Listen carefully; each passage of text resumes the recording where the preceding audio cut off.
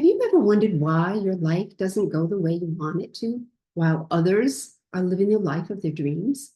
Or perhaps why you catch every illness that comes around and many others don't? I know I have.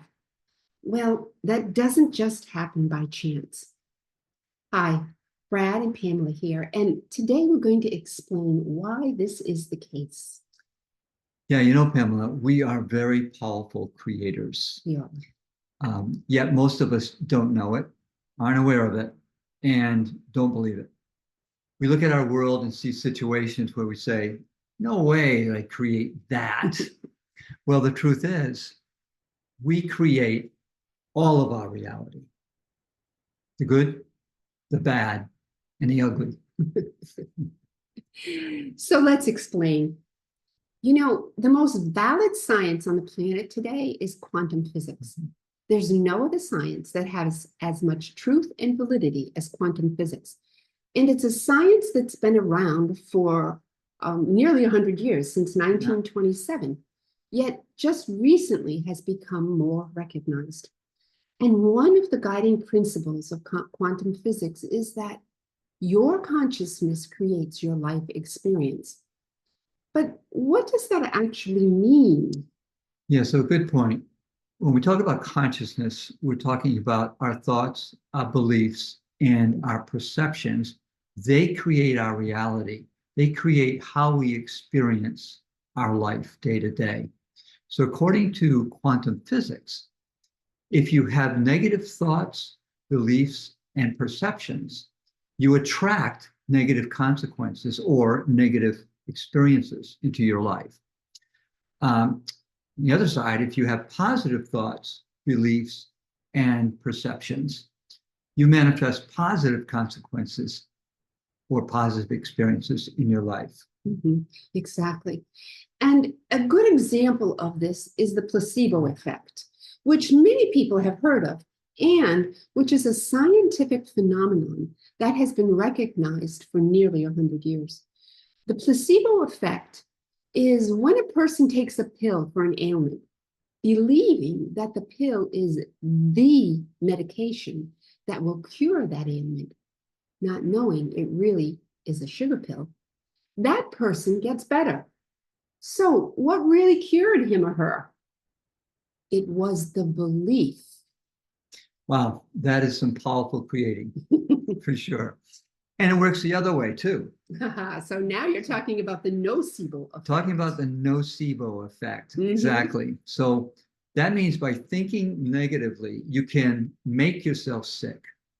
In fact, studies have shown that negative thinking and disempowering beliefs can cause pretty much any disease and condition known, and has even been known to cause death. Yeah, I remember the story of the gentleman who was in the hospital with a very minor condition. However, he overheard a doctor who was leading medical rounds with interns and say, oh, he has a terminal condition and won't make it much longer, referring to another patient.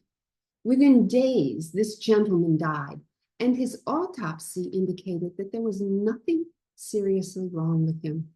That's the power of the nocebo effect. Yeah, I remember that story. Basically, if you have strong positive beliefs that something good is going to happen, the more likely it will. And while you can manifest things through positive thinking, you can also manifest things through negative thinking. Negative thinking is as equally powerful in controlling your life and your health as positive thinking. Mm-hmm. That's true.